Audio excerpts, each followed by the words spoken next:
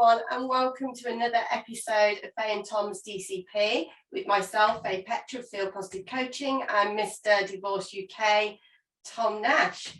And today we've got the amazing Fiona Kong all the way from Los Angeles with us this afternoon, although it's very early morning for her. So very early morning over there. Yeah, thank you for joining us. She is a single mom, a co-parent, entrepreneur, and the author of the Home Sweet Home Journal, which is what we want to quiz her on and talk about today. So hi Fiona, and thank you for joining us. Hi Faye and Tom, thank you so much for having me. Well, I first came across you, Fiona, on Instagram. We are international Instagram buddies, and somebody else that had originally, I think, pointed me in your direction. And of course, I'm going to let you introduce it because you're the author of this. This is a co-parenting journal for kids, which is very, very different to everything else that I'd ever seen out there, and I absolutely love it. So I'm going to let you introduce your book. Yeah, so I'll just give you a little backstory about like how it came about. So I became a single parent in 2019, and my son was 2.5 at that time. And, I think for everyone that's been through it, it's just like you're trying to get your life together, but at the same time, you're trying to protect your child and, just know what's going on in their heads. And I found that it was really hard to do with a young kid because, at the time he didn't have a lot of, vocabulary and, I just felt like I was missing out on, the day-to-day stuff of his life. I was like, what's happening at dad's house? And even though his dad and we would talk after each transition, we actually have a fairly good relationship. It wasn't like it was now. It was business-like at first, and now we have a really good relationship. But I just felt like I wasn't, when your kid is so young, I was just like, what's he doing? What's he eating? What's he, he was toilet training at the time. So all those little things, I was like, we weren't like texting each other all the time. So I think it just stemmed from that, where I was like, God, I really want a way to stay involved in my kid's life. And when I looked online, all the things were really geared towards adults. There's co-parenting apps, there's therapy, there's workbooks, books, things like that, but very little made for a child. And I was like, oh, that's super surprising. I don't know about you guys, but it was just like, I was really shocked that there wasn't really anything. And I didn't really set out to create anything. It was just like, what could I do to make my kid's life easier? I was at a dollar store. I actually had been laid off at the time from my job. So I was just being a mom, which was great. I was at a dollar store and I came across a little $2 planner, and I'll show you. It looks like this. This is what it started out as. Oh, wow. Yeah. That's the first edition. Very first $2. And we just started using it as like a little diary. So when my son was with me, I would write down like just the highlights of the day, like how he felt, like just anything that was, it's his life. So really anything. And then it just kept on going. Like luckily his dad agreed to participate. So we just started putting in like little stickers when he did something great. And it was just a way that we could still parent together, even though we were in separate households. So I liked it so much that in August 2020, I was like, as I said, I was unemployed. I was like, I'm going to make one for kids because I think other kids could use this too. And started designing it. And in February 2020, 2021, I had my first prototype, and it became this. It's called, as you said, Home Sweet Homes. It's fairly thick, it's a quality book. But yeah, I added in all the things that I felt like, like I would want as a kid, in this situation, even though my parents weren't divorced, but I was like, he needs to know where he's going, he wants to, like just like his medical information. So there's a lot in here that I baked in, trying to have a child in mind and very focused on their healing and their mental health, because there wasn't a way to really capture it before this. Yeah. I love the fact that it's also a real book and it's not been digitized and put onto an app, like you say. I love the fact that it's educational, it's engaging, and it's focused at the kids. It's actually for them to help incorporate the parents into their world. Yeah, and you know, I was thinking, because many folks may not think like their co-parent may not participate, but I would just say it's for your child, and I think that's that switch where it's like they need that support, they need that communication, that sense of togetherness. Like, this is the only thing my son brings with him, like back and forth between homes, right? Like, he doesn't really care for like a stuffed animal, but like this is it. And it's just been like his way. He can look through and see like mom and dad's writing, we write good things about, and celebrate him across 2 homes. So it's really special in that way. And it becomes like his little memory book. I've been terrible at making a baby book. He's 5 now and I don't have one. So this is it. Oh, it looks such an amazing book, Fiona. I just want to I'm sure many parents can empathise when you said, I really worried, I didn't know what he was up to, what he was doing. And, everyone that's co-parenting or parallel parenting knows how that feels, that even when they come back to you, they probably don't say an awful lot. I mean, how much, when you started with the prototype, how much did it put your mind at rest knowing that he was happy, what he was up to? Did that make such a big difference to your day-to-day well-being and how you felt about it? Yeah, because, as I said, as much as my co-parent talked, and I feel like we talk more than the average co-parent, right? We talk after each transition. So we would get on the phone and call each other. And I don't think that happens all the time, right? With a lot of parents, or we would talk face to face. So, it adds this extra layer of like, really what's going on with your child, like, because it happened that day. Because when you're trying to catch up from like 2, 3, 5 days, you're like, you don't really think about the little details. And it's really the little details of your child's life that's what I was missing. And that's how we communicate and we stay connected, by knowing what's happening at their other house. What sort of age range is the book targeted at? Because obviously, this book is for the kids. This is a kids co-parenting journal that they take between the 2 homes. But what sort of age range is it best suited for? Yeah, good question. So we started really at like 3. I think that is early because, depending on, I think all kids develop differently. Some are more vocal.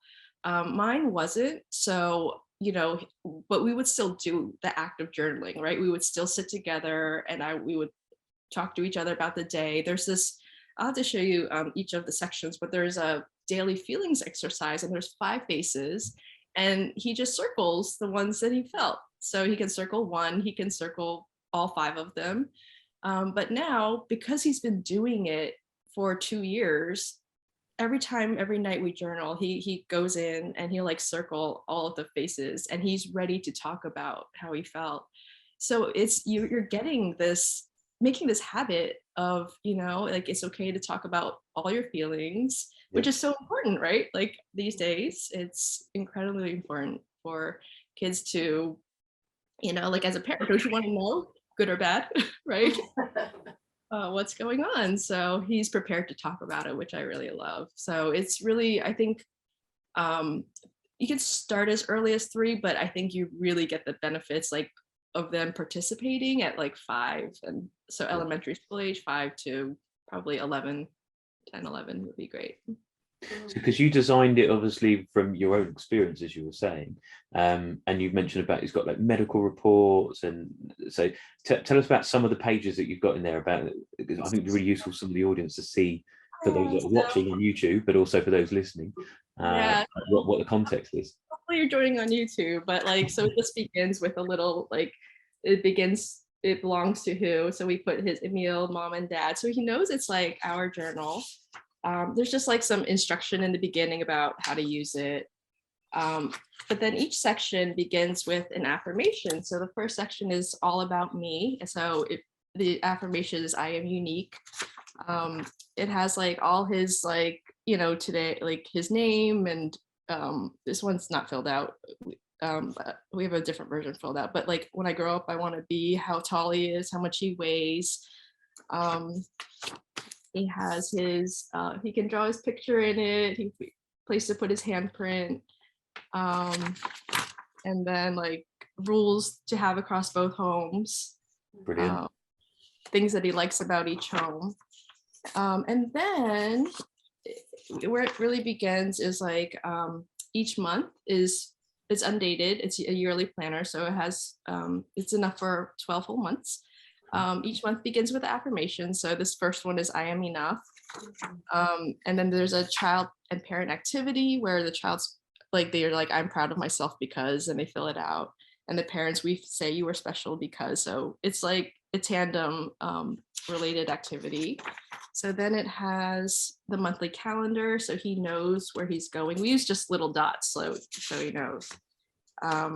But then here's where like our little journaling starts, and each day has a little blank space where he can write where he is, or I can write it, whoever feels like doing it. So you can see he's with mom today, mom. And then that's the little exercise where yeah. So that day he was feeling like he drew in another one, but yeah, so we kind of maintained, like putting in stickers to celebrate how he feels. And I'll show you a few more things, but the last it just captures like his drawings for that month, because don't you have so much artwork from your kids and you don't it? It's all stuck on the fridge. Yeah, but like, what do you do with it? Because yeah, so at least he has like a drawing for every month, in his book. And then at the end of each month, I make a little scrapbook of like, I just print out a few pictures. He graduated from preschool that month. So, he can just go back and look at his pictures. And yesterday he said to me, I like looking at it, because I printed out some more for February, and he was really happy. The last thing I'll show is at the end of the book is the medical history and emergency contacts. So it has like allergy medicine, blood type, who to call, like their medical and dental, information, because usually it's one parent that has it. And yeah, especially if there's an emergency, like, shouldn't your kid have that information too? So I try to, go over it with him, and there's like a names like address book, so he can call like his grandmother or something. And because I was like, kids they don't know where to go, right? Like they don't have like a book, or I don't know what other people do. I don't know how you guys do it, but I feel like my kid. We didn't have a book. Unfortunately, if we did, I think it would have made things a lot easier, because the bit that I love, it's about creating that connection to both homes, and it's also for the parents to interact, but also educational for the child as well. I mean, how hard was it for your son to get on with it initially? Was it a work in progress, or? Yeah, because we started at 3, I feel like it became a habit. Like, it's something we do every night, and I talk to his dad, and they do it the same way. So, we try to sync things up, so that it's a little bit similar. He said to me once, he's like, I don't want a journal. And I'm like, okay, then I'll write the entry in. You don't have to do it. It's fine, right? I'm not going to force you to do it. But then he came back. It was just one day, and he came back to it. So it's very rare that he's like, I don't want to do this. Maybe he'll fight me in the future. Who knows? And that's okay. Well, it's something mom and dad can write into, right? Like, if he doesn't want to participate, we'll write in it. I'm sitting here thinking, I wish I had that when my daughter was that age. I mean, she's nearly 18 now, but I'm, some of the things I think a lot of people struggle with is what have they had for tea? I used to say to my kids, right, we're having this for tea, and they'd say, oh, we had that at Dad's the other night. So even something as simple of writing down what they've eaten, and then that's going to help you think, well, let's give them something different this week. Even simple things like that, I can see that it's a real positive thing, and I get this sense of real ownership that your son thinks it's such a special book, bridging that gap, that togetherness as that family unit, even though you're not together anymore. So I can see amazing benefits of this book. However, what do you think is the biggest drawback? Is it when one parent doesn't want to get on board with it, or are there any other drawbacks that you've kind of felt as you've gone through this process? Yeah. So question for you guys, were either of you high conflict divorce or separation? I wouldn't describe it or label it as high conflict, as actual high conflict. I would say it was, for a short period of time, well, a couple of years, it was highly contentious, and it was really difficult, but it wasn't the depths of high conflict. We each just needed to find our own ways to move forward from our own stuff. But I think, I mean, my youngest would have been 5 at the time. So again, like, I mean, Sam's, as of the day that we're recording this, is 9. He's 10 soon. But back then, that could have been something that could have been really useful, really, really helpful. And we didn't have that. And of course, the direct communication between the parents wasn't at its best, and wasn't great back then. So like you say, all that, what they're doing, where have they been, that one that you just said, Faye, like when they walk in the door, and they go, what are we having? And you go like, oh, we're having pasta tonight. Oh, we had pasta yesterday at Mum's. Oh, okay. Yeah.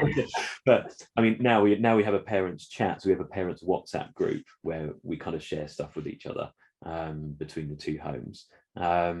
But that would have been really, really useful to have had that. And actually, that's why I think where Faye was going with that question, because I was going to ask around, is it just for co-parents, or would this be useful for parallel parents, where actually the lines of communication are very strained, or there's no communication directly between the parents at all? Definitely, because I co-parent with my daughter's dad, but I parallel parent with my son's dad. So, you know, yeah, like Tom, that wasn't really high conflict, but you know, at the beginning, there's always things to iron out. So yeah, I'd be interested to know how it works where there is parallel parenting going on. Interesting. No, I love those perspectives, because there's so many, right? Like everyone has a different dynamic going on in their household. And so I feel like with high conflict or like, it really boils down to, can you put your pride and ego aside to do this for your kid? Because sometimes there may be things written here that you don't want to hear, that you don't like, right? Because kids, if they're able to write, they have big mouths, right? You know, they'll share stuff and it comes out. And if you're gonna react to it badly, and you know, we're like, it's too much information or it's triggering, then it's probably not for you. So I think it's really up to the parents to see, like, if I know this is helping my kid, and I can, you know, bite my tongue sometimes, like, then, you know, it helps them ultimately heal and feel connected to us, you know. But I think that's a hard bridge to get over for a lot of, you know, people are still struggling with that post separation. I think you're right. Like real world terms, I suppose, if you've got if one partner has one of the parents has met someone new, and that child starting to write about that new person, that could be quite triggering for the other parent as well. And then having to read about your child's day, and actually that might be the thing that kind of impacts you negatively for the day. So yeah, no, I kind of get that. But again, going back to your actual point, there is actually, if they can, is it about the child, or is that about themselves?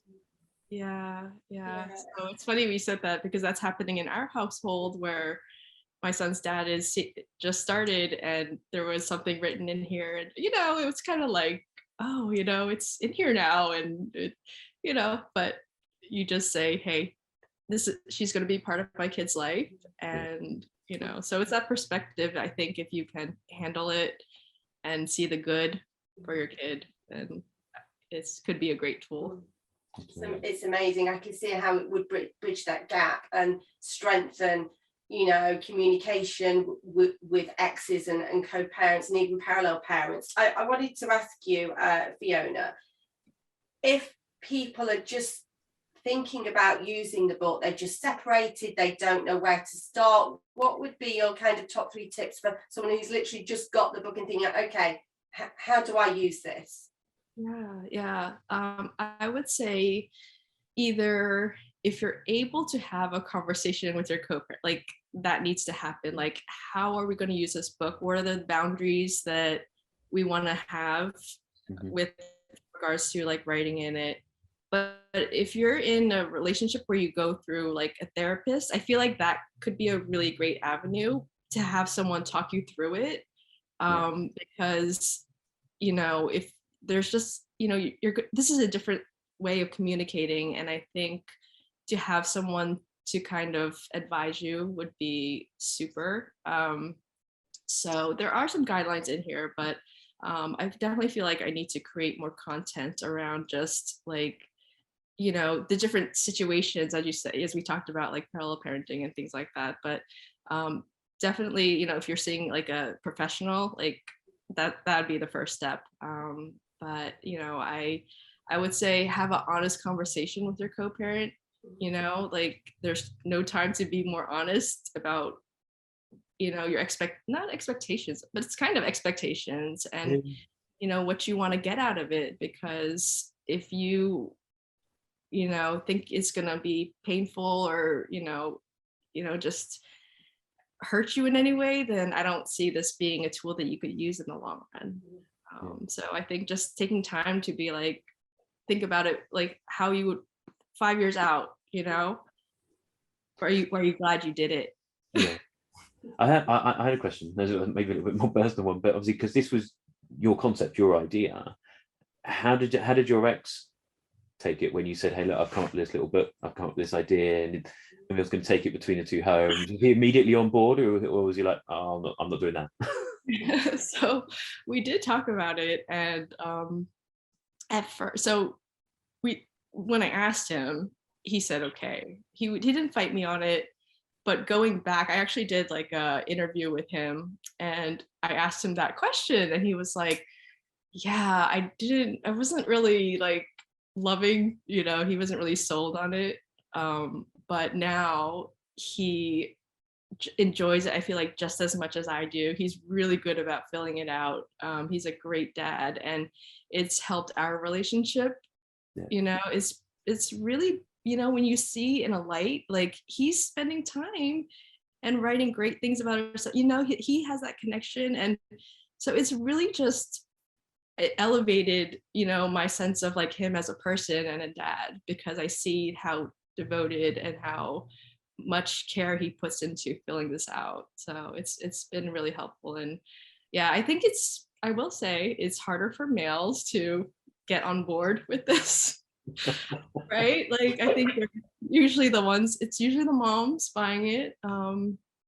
But for the customers that I have that are using it, like, yeah, I've heard really great things where the dad's skeptical at first, but it is such a unique way to stay in touch with your kid and, you know, stay united. I think one of the other bits that I love about it as well is, and I say this a lot when I'm working with parents, mums or dads, because of course a lot of the time in that hurt and pains there, it's about the lost experiences now and those lost traditions and all of that side of things. And actually this could be a great way to rebuild a new tradition of something that you do every day with your kids. I mean, we do one, we do something every dinner time called best and worst. And we go around the dinner table, we pick a different person each time, and then you get to choose who the next one is, and you say about what was the worst thing about your day, or sometimes it's not even a worst, it could be your least favorite. And then we help the kids understand what they learned from it and things like that. And then we talk about their best bit of the day and we celebrate it. We go around the table, and that started off something that my girlfriend did years ago. She just started doing it once and said, like, because we don't know anything about the kids' days. Like, they come home from school, they come in, we put dinner on, they go out and play football, or they jump on their Xbox, or they're doing whatever, doing their homework, and we don't know anything about their day. So we have to find a new tradition, and that's now the kids come in and sit down at breakfast and like, right, who's going first for best and worst today? But like your book, that's one of the things that I was trying to help people find new traditions, and I think this is a great way to interact and create a new tradition with your children and with your co-parent. Yeah, thank you. No, that actually brings me to a thought, because you know, we were talking about like parallel parenting and how this may not be for some folks. And actually, I don't know, I totally forgot this, but you know, if you don't want to write about your day, there are other journal prompts that you can answer for the day, right? Like you don't have to write about your day. You could answer questions. And I'm about to do a blog article where like 365 questions. So it's like, if you were to invent a toy, what would you make? Like, so just different questions that are not about what happened in the household, but it's about your child. So it's being able to still get to know them, you know, like get into their minds and stay, you know, just, I think that could be an alternative way to use it, but still an equally like effective, because you're still staying, you know, connected and getting to know your kid. So definitely, and I can see, you know, as your son grows up, you know, I can imagine older children may not want to participate in the journal. And I think, oh, well, I did that when I was two. I'm 17 now. I don't want to keep doing this journal, but I can see, you know, as children grow up, they've got questions about the divorce. Why did mum and dad split up? Why did it go wrong? And you've actually got this journal here to say, look, this is what we used to do with you. And I imagine it can bring children that sense of, yeah, my mum and dad were working together in my best interest to help them feel as if they mattered, you know, at a very, what can be a really stressful time when you're separating, when you're divorcing. Yeah, I've had kids of divorce that say like, oh, I wish my parents had done this for me. And I'm like, you know, that's like, what if they did? So my kid will say, this is what they did for me. And I hope that this is what I'm saying, like I hope other parents can see this and say, this is why I'll do it, because this is what my kid needed. They needed love. They needed, you know, to know that we were both in their corner, right? No matter what. So where do our audience find the book, Fiona? I know that you can follow you on Instagram, can't we, of Home Sweet Homes? Yes. My website is also Home Sweet Homes Journal. Sorry, that's a handle, and the website. It's on Amazon for any of your listeners in the United States. So yeah, it's on Amazon, and yeah, just on my website. And oh, sorry. You've answered so many questions for us. I think the book's brilliant. I think it's really innovative, and I think it will bring a lot of children, but also parents, a lot of solace and insight and help. So yeah, I think it's brilliant. So I commend you for that. So thank you very much for joining us today. I don't have any other questions. Faye, do you? I haven't. I don't know whether we've run out of time, but I kind of wanted to end on, apart from this amazing book, what do you feel has been your biggest achievement as a single mum and a co-parent today? Apart from the book, you know, I would say you can't be the best parent until you heal and grow yourself, right? I feel like all of us come out of our separations, right? Like we're just not who we thought we were, right? Like what happened to me? Did you guys ask yourself that too? A lot. Yeah, I realized I had a lot of childhood trauma that I didn't heal from and I never addressed. And it's a work in progress, you know, and I can't help anybody else until, right, you help yourself, right? It's the same, like put on your mask first before you can help anyone else. And it's definitely that concept of self-worth, you know, like just working on and healing yourself to be the best person out there for your kid and everyone else. No worries. Any questions for us, Fiona? No, I just wanted to thank you guys so much. I know you guys provide so much value and perspective on, you know, life post-divorce. And, you know, I just think that having folks that, you know, put out content and just, I know, like care so deeply about you know, like helping children and families like thrive after this. It's really great to be aligned with you guys, and having met you, I'm really thankful and grateful. Brilliant. Thank you so much for coming on. And we'll be sharing links to connect all our audience with you as well. So please do go onto Amazon, jump onto the website, go and order the book and get it for your kids. So yeah, please do. It's brilliant resource. Thank you so much for coming on, Fiona. It's lovely to meet you. And yeah, I hope to see you again soon. Thank you.